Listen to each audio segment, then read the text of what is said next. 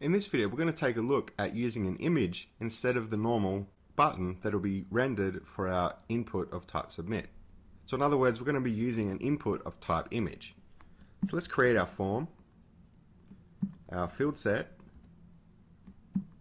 our legend.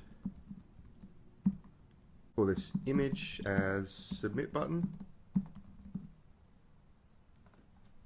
And in here, we'll just add an input of type text. And call this username, a name of username, and close it like that. Now for the input, I'm going to put type equals image. And now we need to put in a source attribute. That source attribute will be a relative or an absolute file path or URL. As you can see, I've got an images folder. If I open this up, I've got a button.png file. So we need to navigate this directory structure. We're going into the images directory, / then referencing the actual image's name. So in this case, button.png. So we're going into the images directory and then using the button.png file. Now, as you may know, when we work with images, sometimes they may not be displayed, i.e. we could have an incorrect URL, or for many other reasons. So we need to pass in the alternate text attribute. For this, I'm just going to put submit. So in the case that our button cannot be rendered, we will still have some text saying submit. So I'm going to go ahead and specify our action and method attributes of the opening form tag, and method will be get, and action I'm going to put destination.html. Now I'm going to go ahead and create this destination.html file. Going right clicking on our HTML directory, selecting new file, and typing in our file name, destination.html.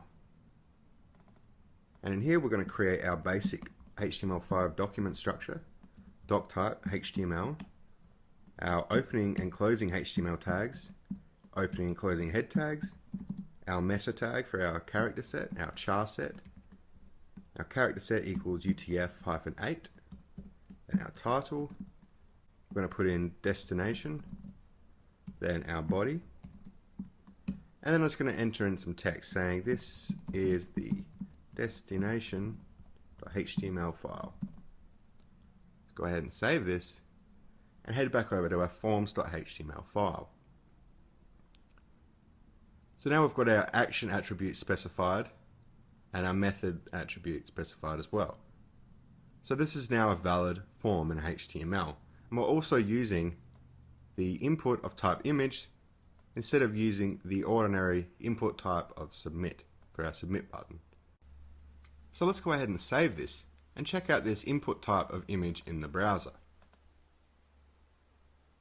So as you can see, we have an image rather than our normal submit button.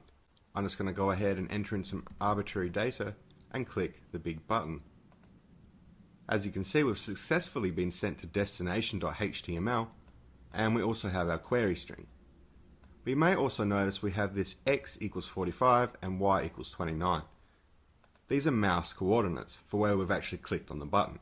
So if we go ahead and click the back button and click the button down here, per se, we'll see that these have actually changed in value. So I hope you've learnt a little bit about using the input of type image rather than using the general input type of submit for a submit button on your form.